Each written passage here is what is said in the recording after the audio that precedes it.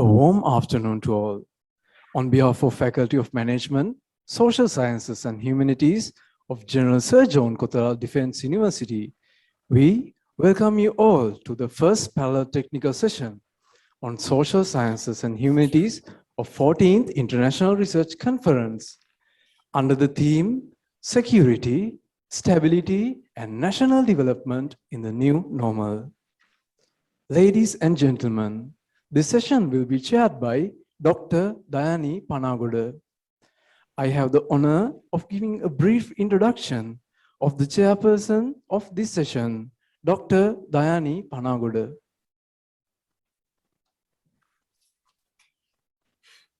Dr. Dayani Panagoda qualified as an attorney at law from Sri Lanka Law College, obtained her master's degree in international relations from University of Colombo, Masters in Business Administration from University of Sri Wijerathna, Masters in Public International Law from University of Colombo, and a Doctor of Philosophy from Aldersgate University, Philippines. She is a Senior Technical Specialist at Global Communities. She has 24 years of experience in teaching and research in conflict resolution and peace building, transitional justice and human rights law to undergraduates, postgraduates, and state and non-state sector officials. She lectures for MSc in Defense Studies on peacekeeping and humanitarian interventions at KDU. She is also the curriculum advisor for Advanced Diploma in Transitional Justice Program at Bandanayake Center for International Studies of Sri Lanka. She works as a consultant at International Bridges for Justice. Prior to that, she has served as a senior technical consultant program manager in peace building and reconciliation at UNDP Sri Lanka. She was also a consultant at Search for Common Ground Sri Lanka 2017. She has gained a reputation among academia, civil society, development partners, and the state sector as change agent in human rights, reconciliation, counterterrorism, and social integration. Madam, we cordially invite you to commence this session. Over to you, Madam. Thank you very much. Good afternoon to all of you. And let me have a thumbs up if you can hear me properly. Yeah, right. So first of all, thank you very much for inviting me and having me as the chair for this session. And with regards to Kothara Defence University, I have a long-standing history, and also it's good to see Dean of the Faculty of Social Sciences, former colleague of mine, in the helm of doing all this good work. And without much of ado, let me get back to today's session. And it's the broader theme that we are discussing on security security and development and all that, what is important in this new normal. And when you say it is new normal, not necessarily only because of COVID, but because of various other challenges that we face, various other difficulties and the circumstances that we are in as in this whole understanding of social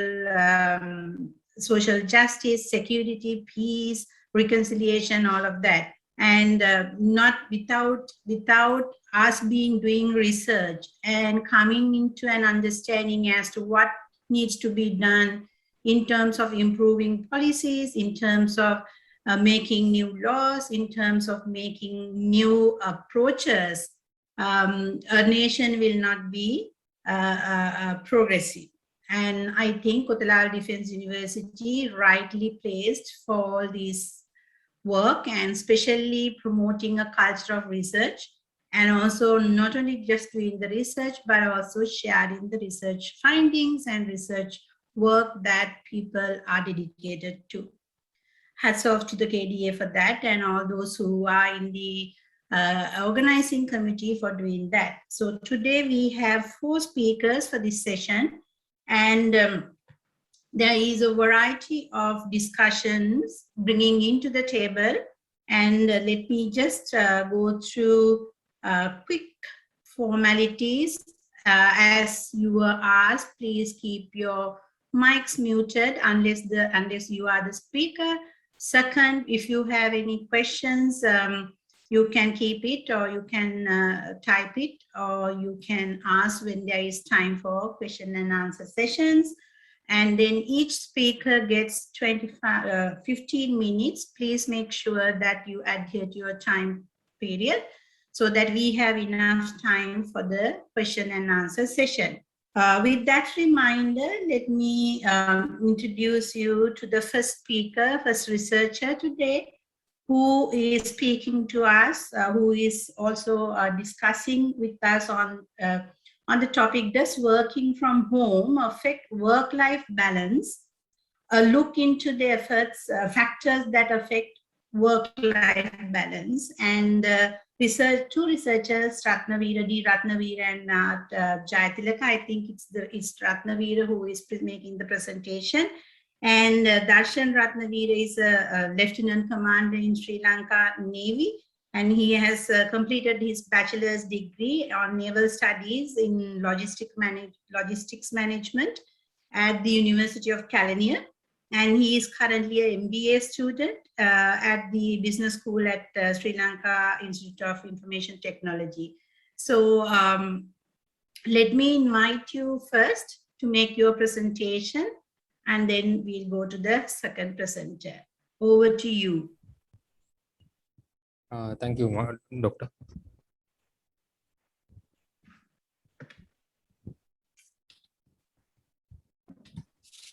I hope you can see my presentation screen now. Yes, we can. Okay. Good afternoon, everyone. Today I'm going to conduct a presentation of my research on the does working from affect work-life balance, by looking to the factors that affect work-life balance. The content of my presentation is now shown on the screen. Introduction. As you all know, a virtual office platform is not a new topic to the whole world. The virtual platform came to the hot topic, especially after this COVID-19 situation. The whole world is now operating upside down. Almost all the businesses had to close down physically due to these incidents. Moreover, large organizations managed to continue their businesses from the virtual office platform.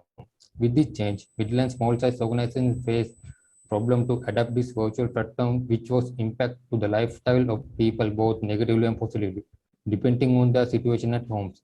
Even at the organization, employees who are known as Generation X were affected and lost their job since they are not very much familiarized with the new technology. However, the adoption of the new change is a big issue to think about since not all are very much reaching the knowledge on technical advancement and electric equipment, new system and the family situation. Since the virtual platform are highly engaged with these factors, the studies mainly consider the factors that affect the work-life balance in Sri Lankan context based on the finding collected via online questionnaire. Working hours and working place have changed along with the COVID-19 situation, and traditional 8 to 5 working hours practice are no longer there. Organizations are introducing flexi working hours since they are permitted employees to work from home during the lockdown period. While preparing this schedule, each organization must introduce flexi working schedule, especially to keep employees' mental health pace well as physically health to increase the productivity level of the organization. The main problem of working from home is everyone had to deal with the office work while balancing their personal life. Since employees just cannot ignore their family members pointing out working from home as a reason. Since time is a limited resource, employees should be wise enough to spare time for personal life as well as the working life and suitable for understanding simultaneously carefully. Besides, it is the responsibility of the organization to make sure each employees are fulfilled with the basic requirement to work virtually by providing all necessary basic equipment. If not, performance level of the employees will drastically be dropped down, and if they don't have proper facilities. Otherwise, the situation will finally affect the company output results also, as well as this can lead to the stress and cause harm and psychological well-being of the employees while affecting their performance. So that is necessary to study then identify the main factors that affect the family life during the working from home period. the researcher decided to conduct this research by addressing mentioned problems.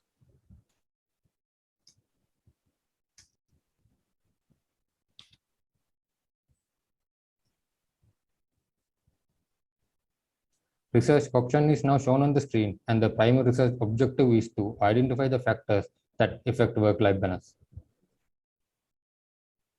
Steps that are used to approach the study are now shown on the screen.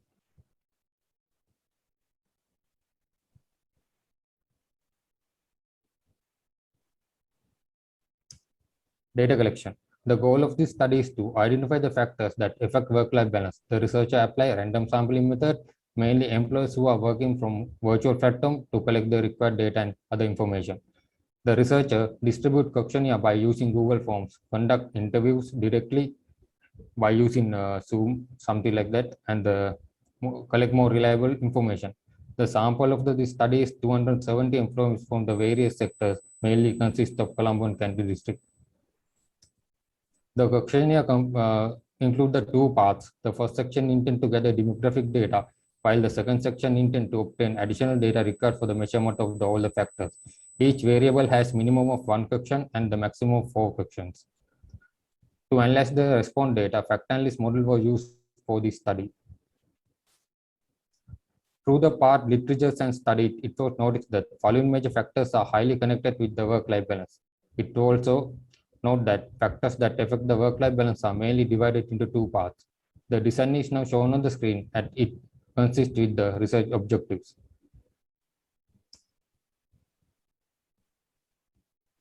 Results and discussion. Information that is reliable and accurate enable researchers to arrive at the meaningful analysis. Further, reliable information has a significant impact on the study outcome also. Reliability was checked in this study, and the result indicate that the alpha value was 0.852. It indicates that the internal consistency of the data, and the KMO value was 0.77 in the fact analysis results. This slide shows the finding of the principal compartment-based fact analysis performed with the SPSS. First 10 compartments are over 1 eigenvalues. A single factor was found to account for 60.35% of the overall variance in the 10 factors. The factor loading for the more than 6 items are higher than the 0.3. As a result, construction validity of the conjugation is also justified. An explanation of the 13 variables in the rotating compartment matrix was used in the fact analysis. Factor one is named as the working environmental factors, and factor 2 is non-working factors, and the factor 3 is work-life balance factors. The findings on the factor 1 reveal that the working days and the time duration factor has the greatest impact on the work-life balance throughout the working environment. It mainly concerned with the working days during the working from home as a highest loading factors, that means 0.753 and the 0.723, and the time duration also have a highest percentage. Factor 2 mainly concerned with the non-working environment factors. It has 4 factors. The highest loading factor is gender. It has loading percentage is 0.75 and the 0.56. And the factor called number of children shows also the 0.722 and 0.66 simultaneously. And the factor 3 mainly covers the work-life balance factor. The highest loading factor indicate that the work from home mainly affect the depression and the distress and future psychological problems. It load the factor is 0.73 and 0.72. As for the result, factor 1 explain the total 18.71%, and it is the best factor with the highest percentage. Moreover, factor 2 explain the 7.16%, and finally, factor 3 explain the 6.2% and cover the whole 32.1%. Limitation of the study. There are some drawbacks of this article. The study results are analysis were limited only mainly called Colombo and Kandy district only, with a total of 270 virtual platform users by using the Google Forms. Hence, it is recommended to future researchers in Sri Lanka could involve the significant numbers virtual users with the covering all the nation.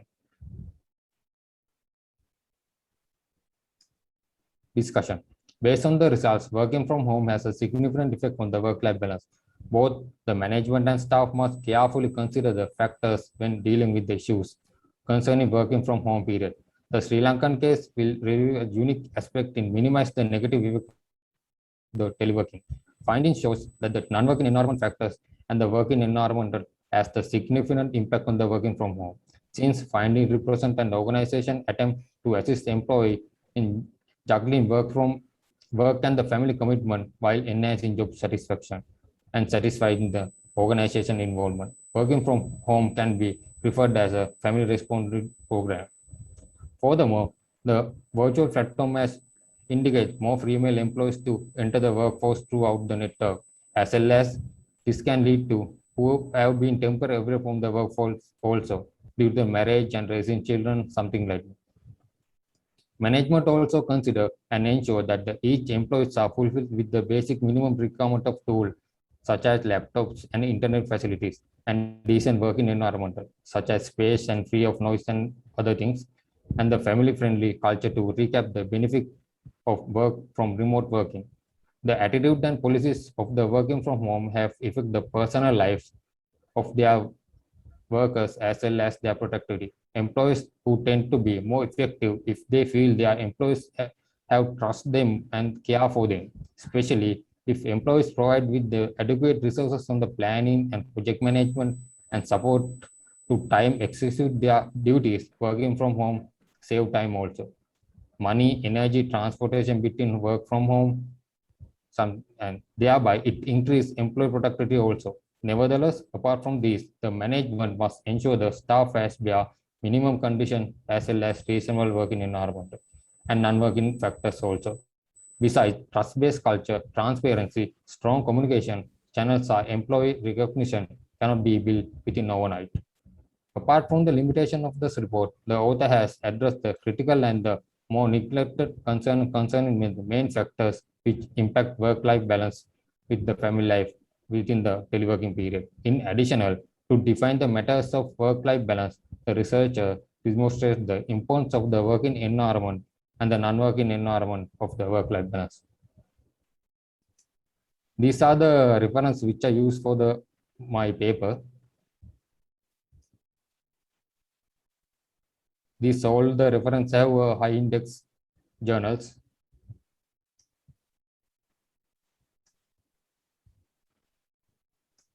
With that, I conclude my presentation. Thank you all.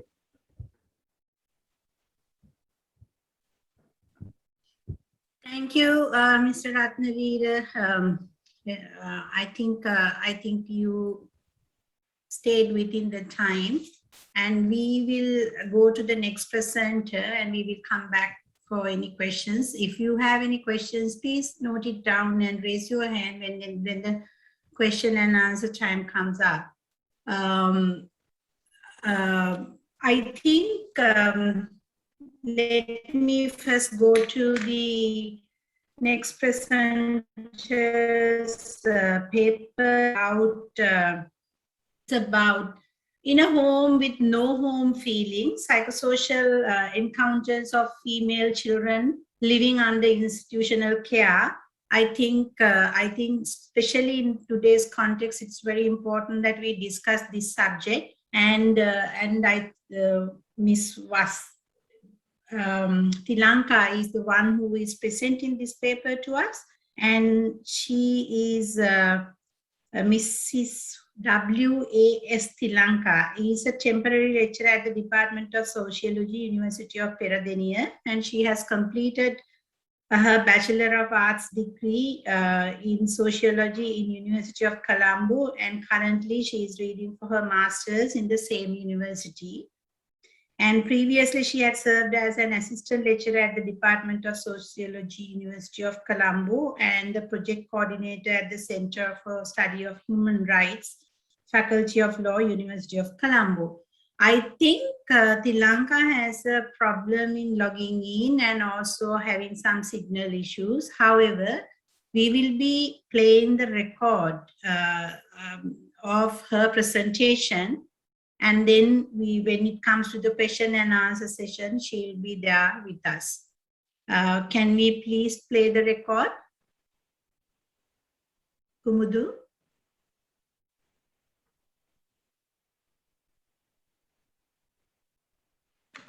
Everybody, I'm WAS Thilanka, and today I'm going to share my research findings on psychosocial encounters of female children living under institutional care. You can see this is how I have outlined my presentation. So moving to the introduction of my presentation, Sri Lanka is one of the signatories of United Nations Child Rights Convention, which is known as the UNCRC. So, since we are a signatory of this UNCRC, it is a prime responsibility of the Sri Lankan government to ensure the most appropriate type of care to all the children in Sri Lanka. UNCRC states that every child has right to grow physically and emotionally under the care of their natural family, and especially Article 9 of UNCRC mentions every child has the right to live with his or her parents unless it's not deemed to be in child's best interest. Most of the literal history witnesses that the institutional care is best only as the last resort of the child care due to adverse impacts institutionalization causes on child's life. Yet it is visible that the number of alternative care providing institutions remain high in Sri Lanka. In this backdrop, this study aimed at examining the psychosocial experiences of female children living under institutional care. Moving to the methodology section, the objectives of this study were understanding the conditions of the institutional environment that impact on the psychosocial experiences and the consequences of them on female children in particular. So, if I briefly explain about the sample, a sample of 20 females between 13 to 16 years and 5 of the caretaking staff were purposely selected from a female children's home located in the heart of an urban area.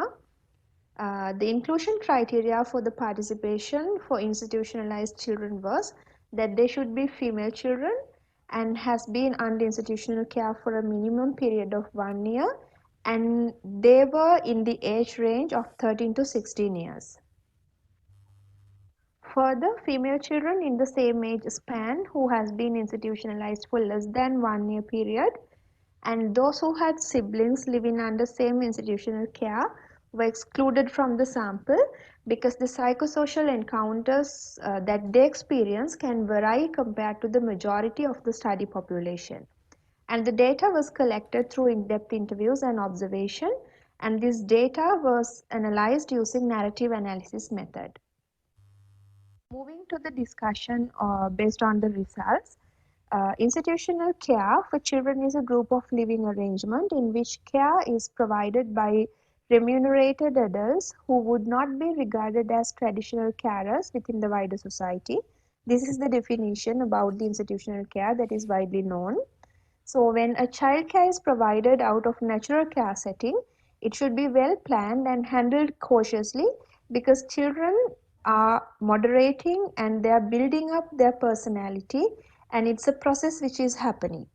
So the institutional environment has a considerable impact on the psychological well-being of the caregivers, which in return has created a strong impact on the psychosocial well-being of the children. So this was one of the main findings that I came up with in my study. Basically, institutional care by default creates a power relationship between the children and the staff because it's not a parental relationship by default. And the caregiving is meant to be a professional relationship maintained by those who offer the paid service. However, the nature of service requires the caretaking staff to provide emotional care, which is difficult to be appraised for a wage. So this blurred demarcation between the professionalism and the involvement of emotions have put the caregivers in a dilemma about the nature of relationship they should build up with the children. So the coping mechanism with this dilemma is justifying the negative encounters of institutionalized children, mainly in terms of cultural or religious beliefs such as merits and sins, which we usually know as Pinpao and the karma concept. So this is an aspect of the victim blame approach in which the victim is made responsible or they are looked down to the institutionalization instead of the system blaming approach, where the system should not be blamed or accused for not having appropriate structural and policy mechanisms to prevent or manage such issues that the children are facing. So this leads to the denial of child rights and justify maltreatments to them. And this results in reluctance of children to seek emotional support from the institutional caregiving staff. Further, this devaluation of the life of children, creating personalities with low self-esteem and dignity, and the general perception about the victims of sexual crimes are prevailing within the institutions too. The belief that the girls should know how to protect themselves, or the common idea that the mothers are responsible for such issues. So based on this, girls face a strongly discriminated experiences, and they are kept away, especially the girls who have been institutionalized because of the sexual abuses or such similar instances. They have been kept away from the other children. The assumption of the caregiving staff is that they can perceive the other children to misbehave in sex related activities. So this kind of stigmatized norms that are internalized in our culture about females and sexuality are seriously affecting the nature of interaction the caretakers are encouraging within the institutional setting too, which is a serious issue that the institutional girls are facing within the institutional settings. But based on these type of challenges, children are often feeling that they have been institutionalized because of their own fault, and based on this, they are at a risk of suffering from guilt and rejection. And this offended mentality has been further extended during their stay at the institutions because they become victimized of scapegoating of the staff under the stressful circumstances. And this scenario creates a second victimization of those who have already faced a negative experience of losing their right to natural growth. And the institutional children are more often remain emotionally withdrawn. The reason for them to remain emotionally withdrawn or reserved and to continue interaction with selected people has become a serious challenge in their school settings, because when they are schooling, they have selected to remain only with the children who are coming from their own home. So this is articulated as the fear of being rejected and experiences of stigmatization as orphans, which we in general society called as anathayo, in the external settings as well. So the emotional loneliness has become an addiction among the children who are remaining in these institutions, and they are continue to be less expressive. And it was revealed that the children are more inclined to emotional outburst within the institution and in the schools as well. And the long-pressed emotional loneliness can outburst in aggressive expressions which alarm their poor psychological well-being. Unceasing refusal starting from the family and mistreatment within and out of the institution has adversely affected the skills and the willingness of social interaction of these girls. And in addition to this, institutionalized female children are blamed for disorganized routines and life patterns more often. And mostly the children were scolded for not keeping their dormitory clean. Caregivers are often complaining about the cleanliness and the careless handling of the books, clothes, and the other belongings given to these girls. So such behaviors, rather than interpreting as a conduct problem, can be analyzed as the discontentment of the inmates in these institutions. The stereotyped expectations of gender roles have conveyed to the girls in a way that they are made hopeless about their future in a household spending a good life. And the voices of these girls have not been heard, or they are not participated in decision making on their own life, and their voices have been neglected for a longer period. And they are deprived from self-autonomy, which has converted their personality so antagonized to the system within the institution. And at the same time, monotonous institutional routines, that is to ease the administration, has made the situation worse because it takes the children further away from having a normal and independent living. And the children who are living in institutional care settings show a greater tendency of maladjustment to social life because they are not really trained or practiced to be exposed to the normal social life where the other children are experiencing. So furthermore, the psychosocial needs of institutional children have been responded very sluggishly, or sometimes they are completely ignored because the job role of the caretakers is stuffed with so many administrative and documentation tasks. So this has reduced the effectiveness of institutionalization and the care provided for the girl children who are institutionalized in home settings. So these are the references that I used for my study mainly. And thank you very much for listening to my presentation, and you all are welcome for questions. Thank you very much.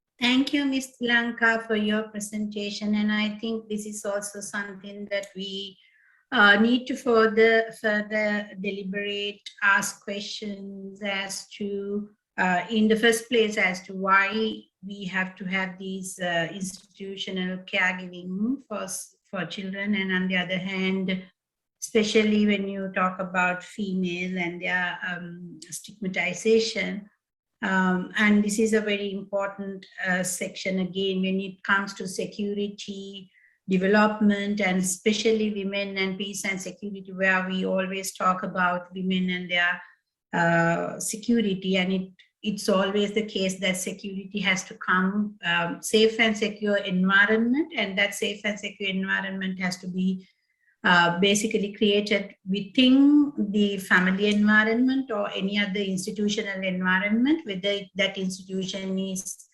is an institution where that the person or the girl is living or coming to study or even working. So these are all combined with each other, and it's a good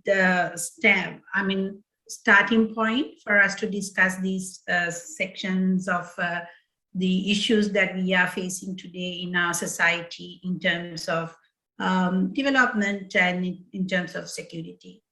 With that, let's move on to our fourth speaker. And this is something that I'm looking forward to listen to, because I'm a tea lover and I'm a tea drinking person, and tea is something that is very much closer to all of us. And although some of us may have shifted to coffee drinking, this is a presentation on replanting tea lands of smallholding sector in Sri Lanka, a case study in Galle district. And also, you know that the Galle is famous. Galle and the entire southern province has this low-grown tea, and I think, if I'm not mistaken, that it is now being kind of reducing. So please, I'm pleased to see this presentation and hear out as to what are the findings. And the presenter is PNMM Wijerathna.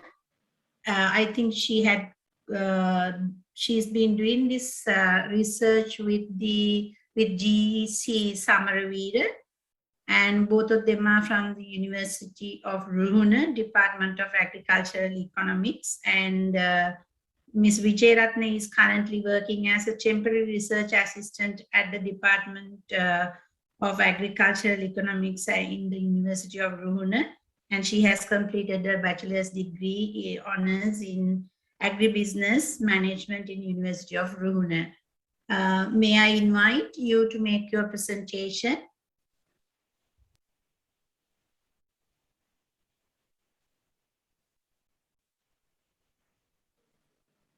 Ms. Wijerathna, over to you.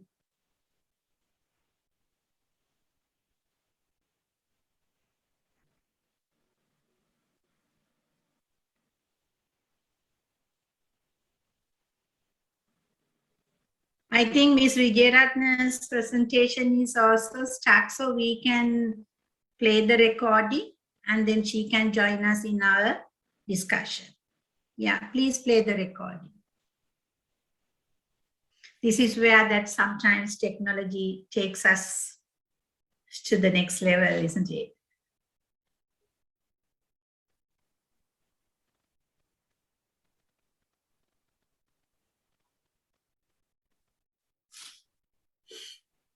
It's good that we had the recording ready. Good afternoon, everyone. I'm Marsha Madhuswami. My research topic is replanting tealands of smallholder sector in Sri Lanka, a case study in Galle district. And this is the outline of my presentation. Moving on to the introduction part, tea is most popular and widely consumed beverage in Sri Lanka as well as in the world. Last year, tea export in Sri Lanka was 265 million kilograms, and in Sri Lanka, tea accounts 0.6 gross domestic production, and it provides 1.5 million people employment opportunities. Last year, total tea cultivated area in Sri Lanka was 200,000 hectares, and the total production was 278,489 metric tons. However, the average total production has been decreased since last few years, and interestingly, the economic harvest of tea generally decreased after 20 years. Therefore, replanting takes place a significant importance within the industry. And this is the problem statement part. The decrease in productivity of tea sector significantly affected the national economy in Sri Lanka. The most common reason for this productivity decrease is senile tea plantations. As I mentioned previous, the economic harvest of tea generally decrease after 20 years. Therefore, this all senile tea plantation should be replaced with new tea plantations. However, the present replanting rate of smallholding sector is less than 1%, and it is expected to increase at least up to 2% by the government. However, there has a gap between replanting rate and the government expectation. Although government provides subsidies for replanting, most of smallholders reluctant to replant in their old tea lands. Therefore, this study is carried out to find out the reasons behind the smallholders' reluctance for replanting tea. And the objectives of this study was to find the productivity of tea plantations, to find out the factors affecting the less interest of replanting, and find out to give recommendations for motivating tea smallholders for replanting. And this is the conceptual framework of this research study. On this study, we focus why tea smallholders reluctant to replant.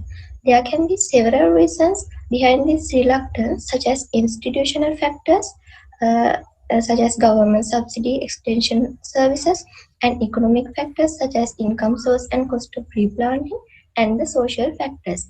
The final outcome of this research is to give recommendations to overcome these problems. The sampling technique, cluster sampling method was used.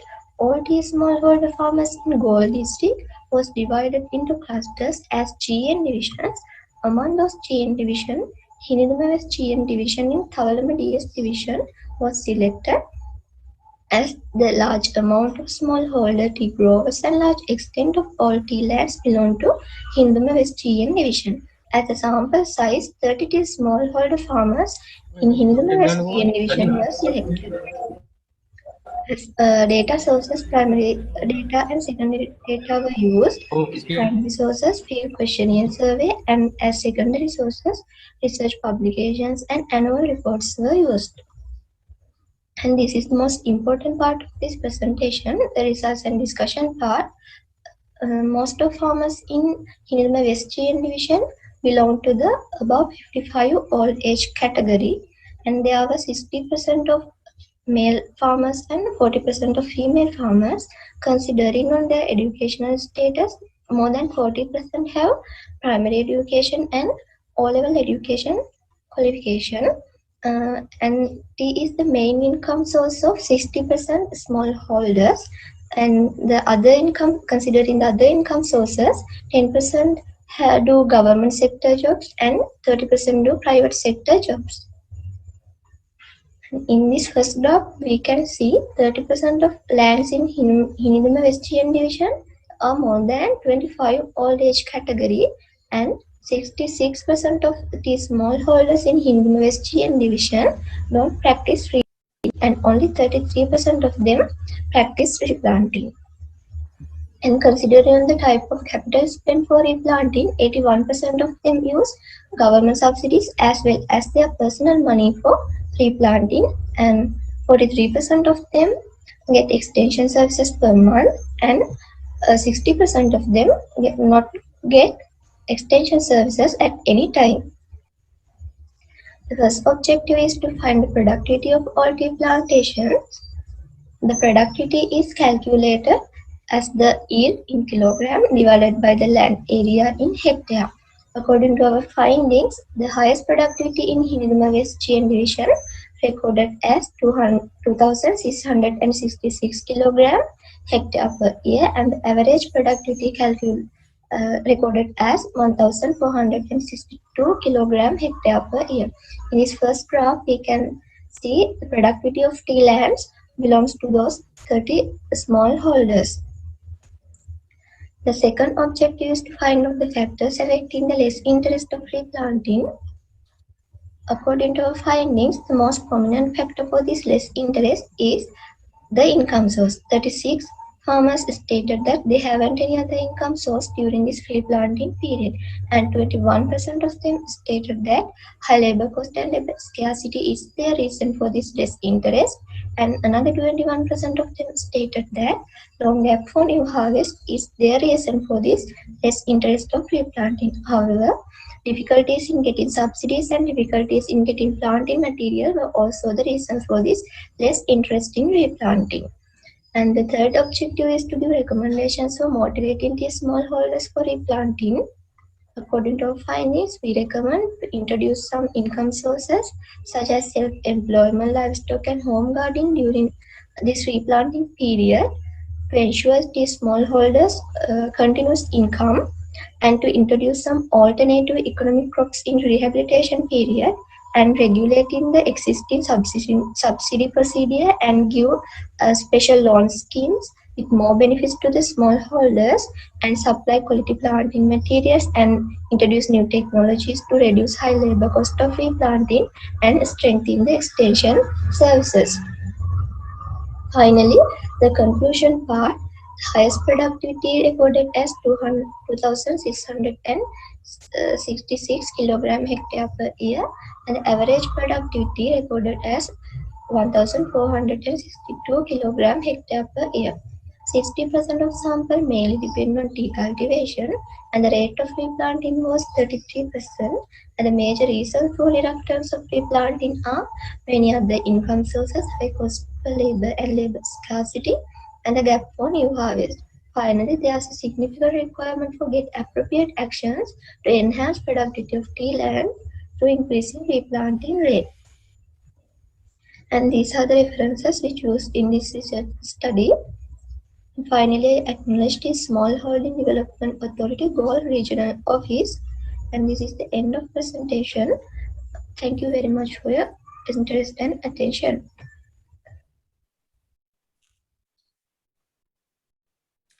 Thank you, Ms. Wijerathna, for that comprehensive presentation.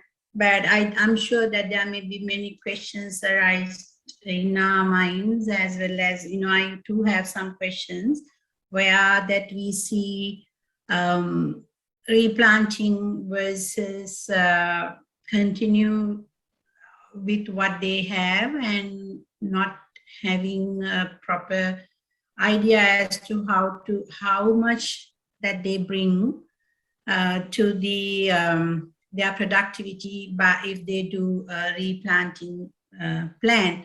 But let's go and discuss that at the question and answer session whilst we get ready for the fourth and the final speaker for this session, who will be speaking on an operational model of managing vocational training for persons with visual impairment and blindness. And I think there are three researchers working on this research paper, but Mr. Suraweera is the one, I think, who is making the presentation. So I have Mr. Suraweera, Professor Suraweera, sorry, sir. Professor Suraweera, Thelijjagoda Suraweera, founder, Dean of SLIT Business School, the team leader of World Bank sponsored a HEAD project, research project, and on persons with visual impairment at the school. So I think you would be having all the information in terms of making this presentation for us to understand as to what kind of model that is good for managing vocational training for persons with visual impairment and blindness. And I must also recognize the two other researchers or co-authors of this paper, that is Mr. Thelijjagoda, that is SLIT Business School, Sri Lanka Institute of Information Technology, and also Mr. Jayathilaka is also from the same institution. And over to you, Professor Suraweera, for you to make your presentation.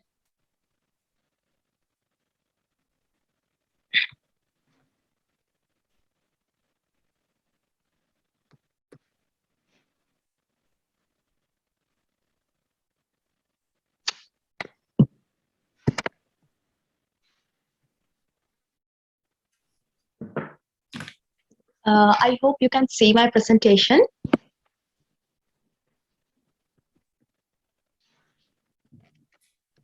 So it's you, Colleen, Natalie, yes. Are you the one who is going to make the presentation? Yes, I'm the one who's going to present this presentation on behalf of Professor Deekshana. So shall I start? Yes. Okay, thank you. If there is no objection for that from the organizers, I'm okay with that. Yeah, I hope there's no objections. Shall I proceed? Yes, please. Sure. A very good afternoon to all of you. So let me first introduce myself. I'm Wickramaarachchi from SLIT Business School, currently working as a research assistant for World Bank Assisted AHEAD project. So with that, first I'll start with my presentation. An operational model for managing vocational training for persons with visual impairment and blindness. So now this is a special community. Let me first give you a brief introduction about what our study is. We all know employment is an important constituent to all of us, especially for people with disabilities. But the society itself considers these people as a liability. So with such a situation, it's a major challenge for them to have a secured and productive employment. So the world identifies to give a solution to this particular issue, vocational training can be a prime source. So what is this vocational training? According to Motaki, he identifies vocational training as a professional skill which gives the knowledge and the training to perform well in the job market. And also, Gimfi identifies this vocational training as a key strategy which can empower disadvantaged groups like people who are visually impaired and blind. But in the whole world, even though there are so many vocational training centers, still the question here arises is, what and how is the viability and effectiveness of these vocational training centers, and are they providing what the market demands? So in the Sri Lankan condition, you can clearly see from this picture the current status of the vocational training centers, what they provide, and are they providing what the market demands. So with that, to give a solution, our objective of this study is to develop and validate a comprehensive model for creating an effective and productive vocational training system for persons with visual impairment and blindness. I'll give you a brief explanation about the methodology. Now, this is a qualitative study and there are two phases. First phase is the case studies conducted through 3 purposively selected centers, and the second phase is the review and validation through expert opinions for the proposed model.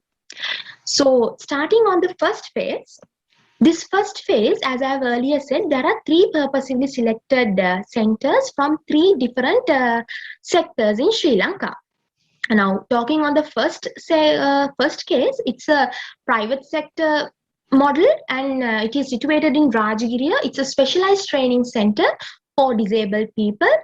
And the second is the government sector model. It's situated in Sidua. It's a vocational training center for this visually impaired and blind as well as for disabled, conducted by the Social Service Department. And the third is the Kaitadi Center, which is a home and also an industrial center for visually handicapped people situated in Jaffna. So these three cases were purposely selected and conducted with in-depth interviews, and all the functions were physically observed. Then these were transcribed and translated into English and further analyzed through thematic analysis. And talking on the second phase, the review and validation was done through expert opinions for the proposed model. So this proposed model is developed based on Herzberg's four managerial function theory. With that, these are the findings of the first phase. As you can see, we have identified some of the issues, like the common issues that these centers are currently facing. All these centers are currently facing. Like these are the common issues. So let me now give you an elaboration on all of these issues. Now, back in the 90s, handloom weaving, cane weaving, broom making had a very high demand. But when it comes to today's digital world, providing this training from different vocational training centers makes those trainees to struggle in finding a productive employment. Now, this particular situation, the managers themselves are very much concerned with that. But still, they are not ready to implement any strategy to give a solution for this. So not only this, but also these centers face issues like not having a proper management, not having good expert trainers. So because of this, and also the management themselves, they are not ready to adapt with new situations. They don't want to hire expert trainers. So due to this issue, the vocational training centers and its trainees had to face different struggling situations. Another issue is funding and financial issues. Now, these managers, they say they receive different funds from different organizations. Still, the volunteer support is lacking for these centers, which makes them restrict in providing some of the facilitations for the training. And the last two factors, industry reluctance for hiring, gaps in national policies. These two factors are external factors which are directly affecting for the vocational training center. Now, these industries might be reluctant to hire these visually impaired and blind people because of the risk. Now, this can be sorted specifically by the government. If the government can aid a good system, just like the Japanese government, if they can find a good incentive fine policy, then these people won't be abandoned after getting their training in finding a particular job. So I think you got an understanding about the common issues. So here comes the second phase. In here, we have proposed this model with the purpose of providing a continuous improvement and maintenance of quality to have a smooth functioning of the vocational training centers and to its system. So let me now give you an elaboration on each of these functions as to how we have developed this particular model. Now here, the main area in this planning part, the main area we want to emphasize in the planning process is to review the market demand for different jobs which can be accommodated to the visually impaired and blind people, and then according to that particular demand, the curriculums should be reorganized. So not only the curriculum, but also the allocative and productive use of physical and human resources should also be aligned with this, which will ultimately help in progressively reducing from having traditional vocations and trades reach to a more digitalized world of vocations. Right. Now organizing. In this function, we all know it's like putting the plans into action. So here, to deliver that productive training that we were proposing at the planning stage, the organizations have to be revisited. As for an example, this curriculum development and exchange of expertise. As I have earlier said, they have different outdated curriculums like broom making, cane weaving. So and also even the lecturers, they teach same old theories, same way of delivering, same techniques. So if they can gain better exchange of expertise for the center, then they can develop their curriculum in a modern way, and also they can develop their training in a modern way. So this is the And not only that, but also the resources, the techniques of teaching, everything can be catered for the center to match with the current market demand. Next, coming on to the leadership structure. We know that this is an important function to all the organization. If there is good leadership, then definitely there is good success in any organization. So likewise, this leadership structure need to set in an appropriate position for visually handicapped people, accommodating with shared or full responsibility. Now, because as I hope you can remember that I said the society itself consider these people as a liability. So to omit that particular thinking from the society, these people should be given that responsibility. So to do that, vocational training centers can themselves motivate these people to reach these higher levels and run higher levels in organization. Finally, coming on to the controlling part. Now, I talked about the planning function, then organizing and leading. All these should be done in a particular way, but if we didn't evaluate, monitored and conducted these monitorings in a particular way, we won't be able to achieve what we want, basically to have a smooth functioning of the vocational training centers and to its system. So to have that, the monitoring and controlling should need to be assured to make those organized activities implemented as planned. So with that, the study has come to an end, and I believe you got a very clear understanding about what our study is, the problem that we have developed in this particular thing, and the findings of the first phase, basically the common issues, and then what we have developed as a model to cater a solution to this problem. So now I'm going to tell the recommendation. First, to make the smooth functioning of this particular proposed model, the integration of vocational training centers, industry, and state policy should be revisited. We all know that there is a particular integration between these three areas. Still, it's not functioning. So this should be revisited. If the national policy can implement a policy like the Japanese government, like an incentive fine policy, then these people won't be abandoned. So this currently not functioning integration should be revisited to make the smooth functioning of the proposed model. And the second is, this model should be implemented in an existing vocational training center as a new strategic plan. Now, currently there are so many vocational training centers and there might be loopholes. So to cover those, this model can be implemented as a good strategic plan. And last is, this model, as I have earlier talked from the very beginning to this end, this model is developed targeting the visually impaired community and as well as the other disabled. So this can be equally applicable to other training concerns as well. Like they can cover, or this model can use to cover all vocational training concerns. So with that, I'm ending my study, ending my presentation. These are the references. And I would like to greatly acknowledge the World Bank Assisted AHID project and the research team members for reviewing the earlier versions of this paper and providing valuable suggestions and comments. With that, I would like to conclude my presentation. I hope you understood very well. Thank you.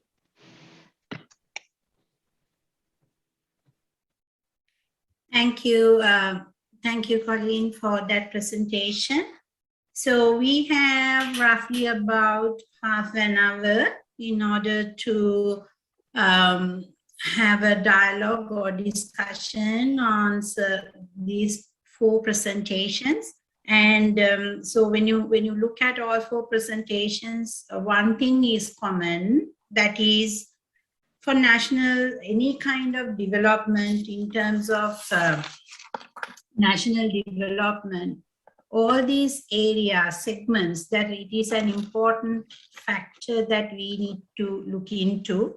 And also, if necessary, to change or make some new policies, because we are talking in a context where there is a new normal, where there is something that terribly has happened for us to think anew.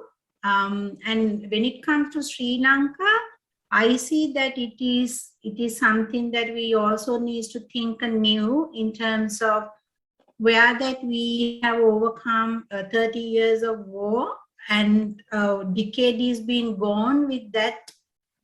Still, there is some areas that we need to work more. So that's something that I would like to see in terms of making a summary on all these presentations, although that they are in diverse sectors compared to, like, you know, if we are not, in these presentations, we were not focusing only on one area, but how all these segments in society, whether you work from home, or whether you are booming, or whether you are making a safe and secure place for the young girls in institutions where that they have no such caregiving in terms of where that they get it from home, to how much that is important. A tea plantation smallholder understand the importance of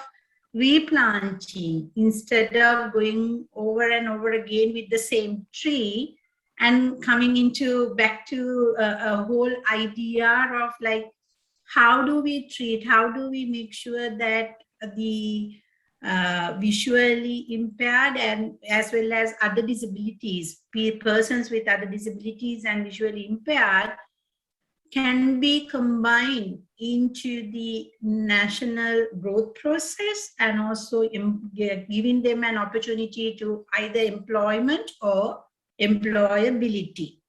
So with that, let me see raise of your hands. That way it is better. So you know how to raise your hand digitally, or even otherwise you can do that. If you have any questions, please raise your hand and be specific, short in your question. And if you have a particular question to a particular presenter, please name the presenter and ask your question.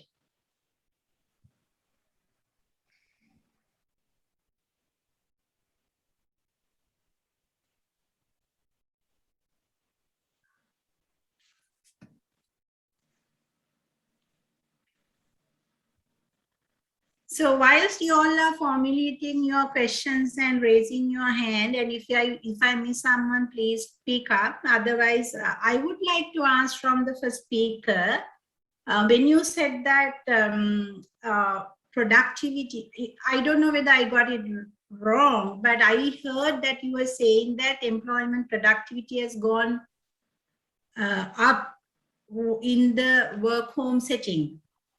Can you elaborate on that? First, we have to understand the situation of the employer.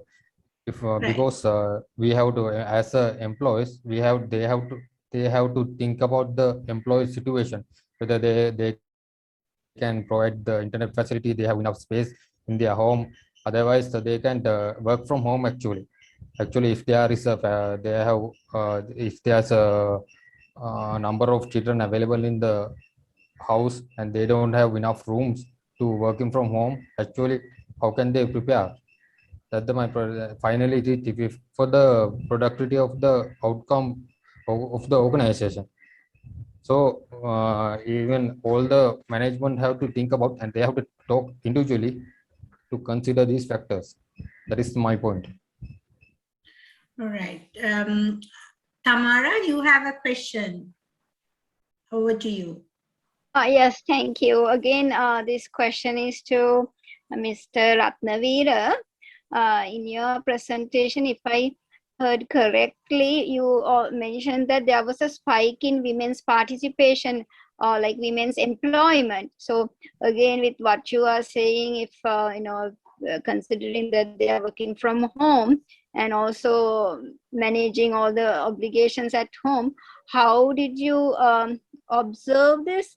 And in terms of how did you measure it?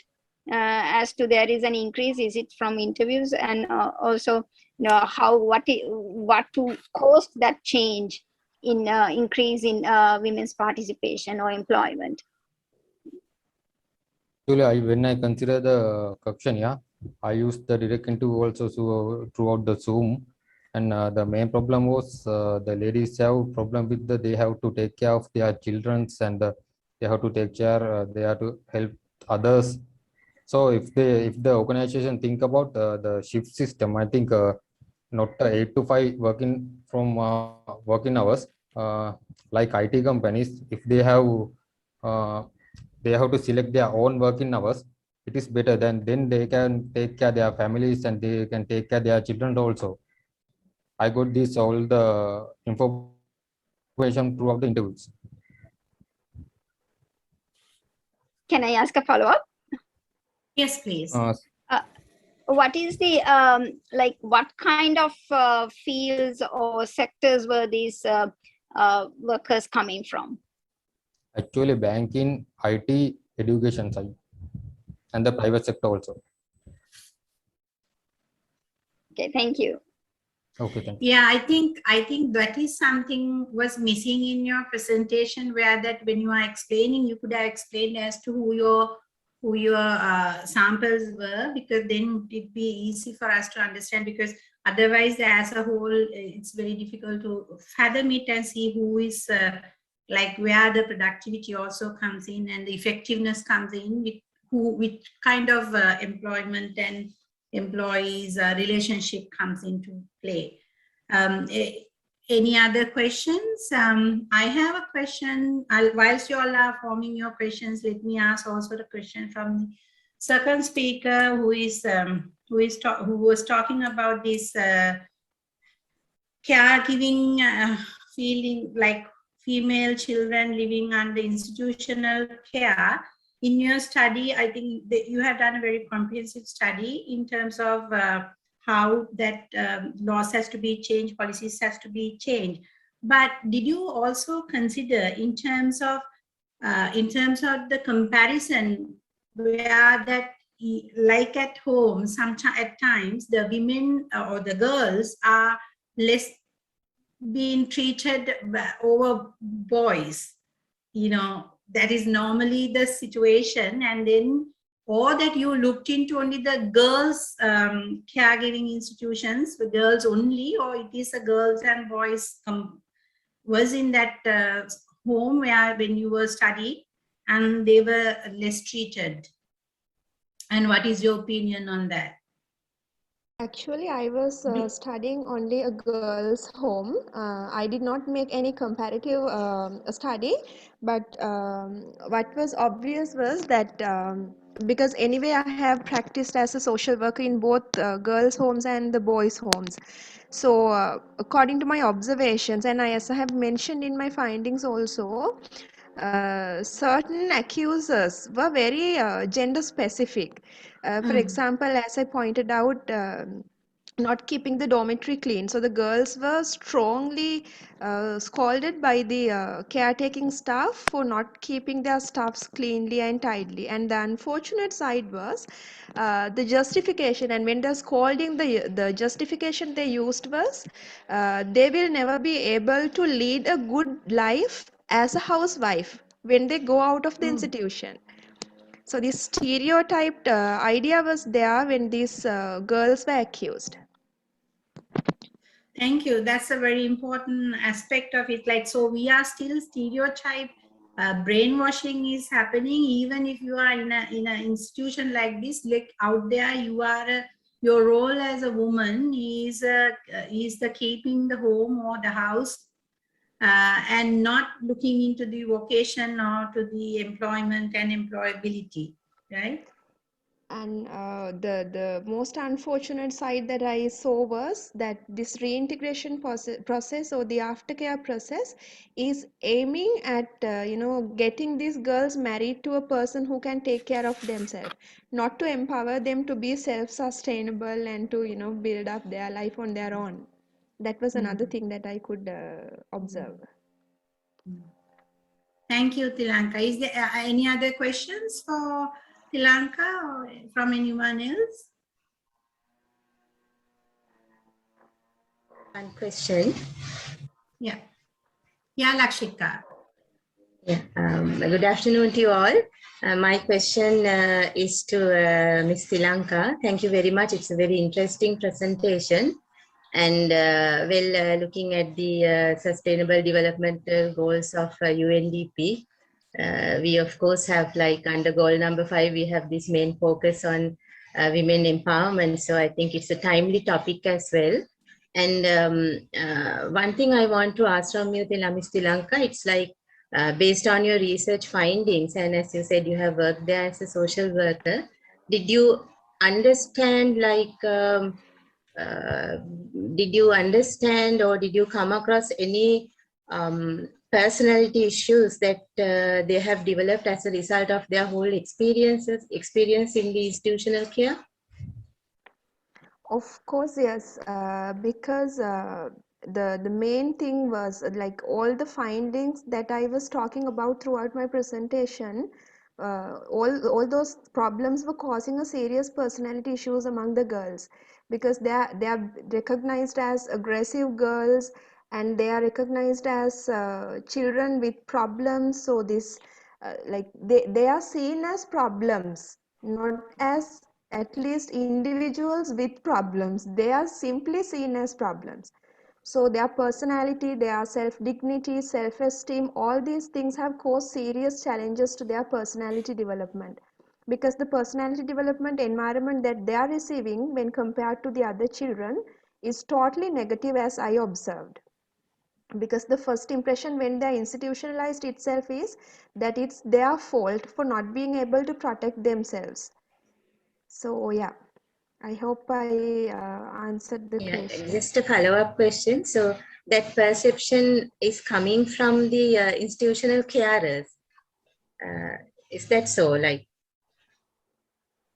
Yeah, it's like this. Now, basically, when the girls are admitted to the institutions, they are told not to share their story or the reason for being institutionalized with anybody else.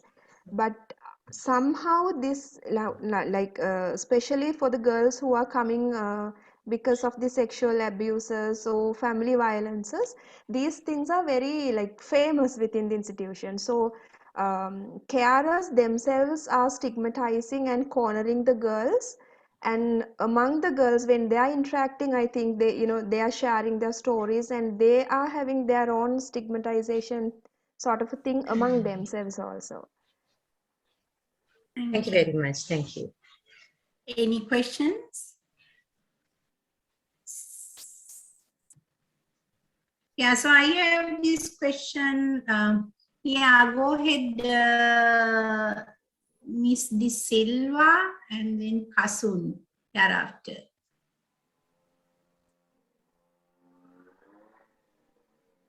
You need to unmute yourself. Can't hear you. You are still muted.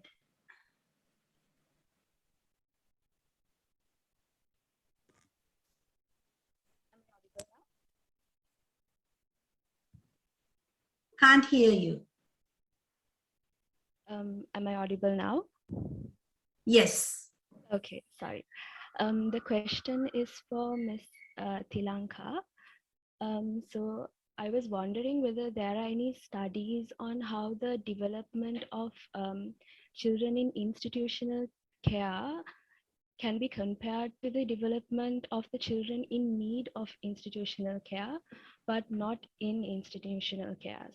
So do you know any findings or any studies that will enrich your own study?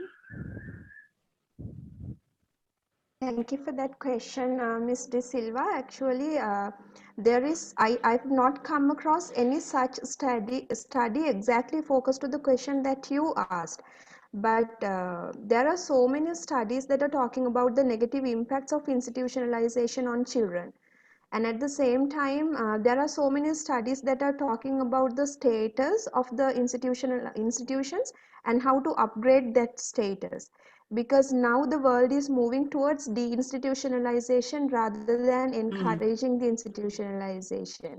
So there are many studies that are proposing to go for alternative care mechanisms like foster care, and the best model that we are currently having in our country is SOS Children's Villages, where the children are living in a natural kind of setting with an artificial family. And the best thing is they are having this concept called keeping siblings together, where if two children from the same family are coming to the institutions, not an institution actually, to the children's village, they formulate the family with those siblings in a one family. So such sort of models are there, such sort of recommendations are there proposed in different studies, but we are not in a position, I think, for my understanding, to completely move towards deinstitutionalization by altering it with another positive model yet. Thank you.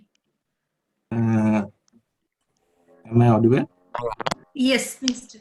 Yes, Kasul. This question is to Ms. Thilanka. I see the geographical remoteness of institutional care as the main feature of child in security in institutional care. It is my opinion that they can be freed from this situation if they are not marginalized even geographically. Do you have any thoughts on this matter? Exactly, Mr. Khasun, I have pointed this out in my full paper also, because even the institution that I am talking about is located at the core of the city, yet it is far away from the town, like it's totally away from the community.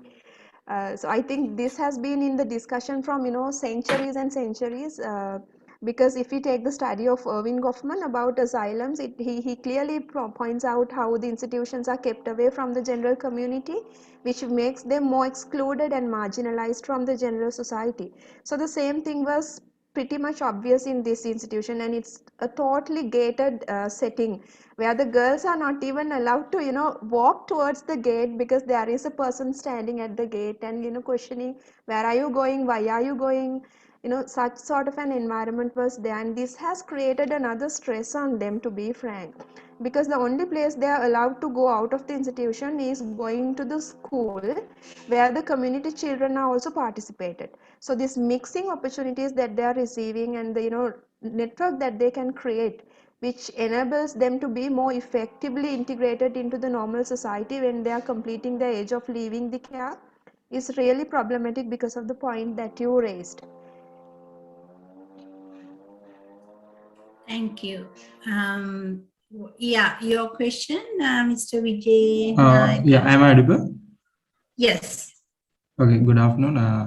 My question is, those girls, those who are under institutional care, they are under so much insecurities, like sexual abuse or being harassed. So what are the sustainable methods that we can implement to ensure the security of them, and also how can we give them a chance to talk out of their anxiety? Any thoughts on that? Right. Thank you for that question also, because my opinion as a social work practitioner who has the experience of working with these children is that we need to really rethink of accommodating the needs of the girls, who are not only girls. I would talk about all the institutionalized children. So we should think of innovative ways where professionals who are expertised in that sort of aspects can be integrated into providing support to these children. Especially I would suggest social workers, not just because I have been working as a social worker, but I see that the profession of social work has so much of potentials of identifying the strengths of the problems rather than seeing people as problems. So as you suggested, I think it will be pretty much good if we can allocate social workers. Now we have social development officers, probation officers, who are frequently making visits to the institutions and looking after the statuses of the children. But what I see is that it's just a document that they are producing. I'm not degrading the job they are doing, but practically it's very difficult for them to produce a really quality practical report on the status of the children. So what I would suggest is that this institutional setting, yes, social work discourage institutionalization, but until we reach to that level of deinstitutionalization and going for alternative mechanisms, we need professionals like social workers and counselors who can ethically practice their profession in institutional settings, where these girls can be empowered, and they can be trained to see their strengths rather than seeing them as a problem or making them to feel that they have a problem and this institutionalization is a punishment for them. So that would be my suggestion. Thank you, Thilanka. We have few minutes to go, but I would like to ask this question from Ms. Wijerathna, who presented on this replanting tree. And when you were doing your study with the smallholding sector, and then you were also talking about that. I have actually a few questions, but I know that there is no time. But you said that 60% of them mainly dependent on this tea smallholding. And did you find anything as to how to motivate them to go for replanting and the benefits of replanting? Yeah, madam, I think on behalf of the government, they can do some some advisory programs and some training programs to motivate them to this replanting process. And also the extension services, government extension services must be restructured, and it should be updated. Thank you. Last but not least, I also have the question for Colleen and also Professor Suraweera, if he is also in the audience, where that you are talking about the vocational skills being given to these people with disabilities. But there is also a mindset in this society that when you give a job, when you call for a job, there is always a mindset that they think that the person with disabilities is not functioning properly. And therefore you need to, whilst you are doing all these things, I saw that you have also recommending some policy recommendations as well. But again, we also need to make some attitudinal changes within the society for inclusiveness, because we don't do inclusive study, inclusive education in Sri Lanka, because we always differentiate. How do you see that being addressed but I know private sector is very much happy to recruit people with disabilities than the government. But how do you see, Professor or Colleen? Yeah. Okay, may I come in? I think that's a very, very valid question, Ms. Dayani. The main point is how the society looks at this, our community, our own community. Number one, the private sector, for example, graduate teachers, it's a recruitment is sort of bulk recruitment. That is one. And the other thing is the society has not developed measures to accommodate them, as an inclusive society. Private sector, yes, you are correct. But again, private sector, most of the projects that they have is CSR projects rather than employment projects. That is also should be changed. I think we should, you are perfectly correct. And we should have some sort of programs to educate the society. And unfortunately, the culture, the religious backgrounds, all that has come to this picture. Because if I just quickly say that the idea that impairment is a disability is not right. Impairment is, say, eye is not there is one, or a leg is not there is one. But if the society does not support the person, only the disability comes. So therefore, it is the society makes a lot of problems. You are perfectly correct, and I fully agree. And we are working on some other projects on this line, but not in this particular one. Thank you.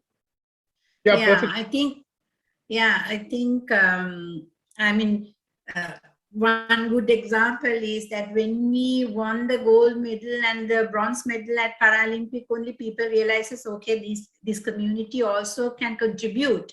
However, that they can contribute more than us who are able in terms of other skills, and especially into the production lines of our, because that's where that we really need today in terms of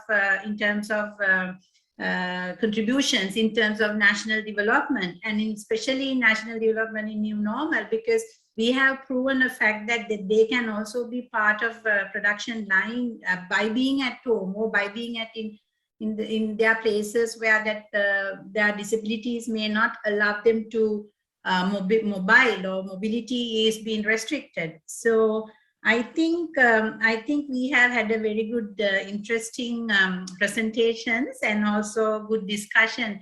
Unfortunately, it's always the case that we have good speakers, good presentations, and good research work, but we have a limited time to discuss all these things. But I take this opportunity to congratulate all four of you to produce good papers and publish them and take this forward. And Professor, I am working with Manik I think I'm sure you are working with Manik on disability, on social inclusion.